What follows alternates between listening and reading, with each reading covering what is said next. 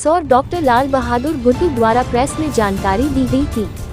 अभी मैं निर्धारित नशा मुक्त कार्यक्रम के तहत सर पर कफन बांधकर धुंधका रविदास जी के मंदिर पर मौन व्रत कर रहा हूँ।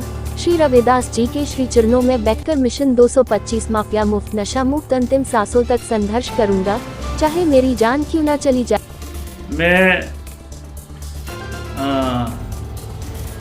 मेरा जो अफजलपुर है, मैं वहाँ का मूल निवासी हूँ। अफजलपुर रविदास चबूतरे पे अवैध शराब बिक रही थी। मैंने एक सूचना वहाँ के थाना प्रभारी समरस सिन्नम को की गई। समरस सिन्नम ने बजाय कार्रवाई किए मुझे व्हाट्सएप कॉलिंग करके मुझे डराया धमकाया गया और इसके बाद मैंने उनके फ़ोन से धमकी आने के बाद मैंने 181 पे शिकायत करी थी। 181 के बाद मैंने भोपाल जाकर माननीय मंत्री जी जगदीश जी देवड़ा को भी अवगत कराया कि साहब ये इस तरह से मेरे साथ हो रहा है और एक क्षेत्र में अवैध शराब पूरे थाना क्षेत्र में गांव-गांव घर-घर शराब बिकवा रहा है और आप इसे तत्काल हटवाएं यहाँ से। चूँकि समरस सिन्नम एक उप निरीक्षक है और अफजलपुर थाना वो निरीक्षक का है, पर मंत्री जी ने कहा ठीक है मैं दिखवाता हूँ। फिर मैं 2-4 दिन के बाद मंत्री जी मंदसौर आए, मैं एसपी साहब से भी मिला। एसपी साहब ने भी मुझे रिस्पांस दिया और माननीय मंत्री जी घर वापस गया मैं, पर मंत्री जी ने कहा ठीक है मैं दिखवाता हूँ और मंत्री जी को मैंने लगभग 15 दिन दिए।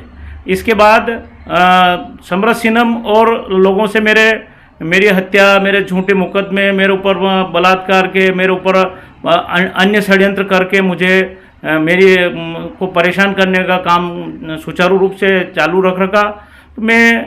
फिर मैंने एक 25 मार्च को ज्ञापन मुख्यमंत्री जी के नाम से शासन प्रशासन के नाम से अफजलपुर में अपने कार्यकर्ताओं को लेकर थाने का घेराव भी किया था और मैंने ज्ञापन भी दिया, पर आज तक कोई कार्रवाई नहीं हुई।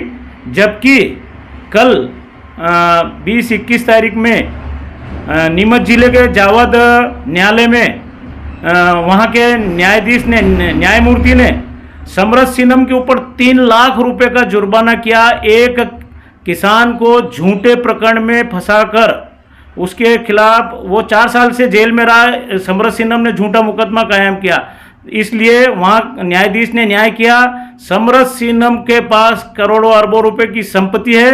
समरस सिन्नम अवैध जमीनें खरीद रहा है, बेनाम संपत्तियाँ खरीद रहा है, बड़ी बड़ी लग्जरी कारें हैं और समरस सिन्नम माफियाओं का सरगना है।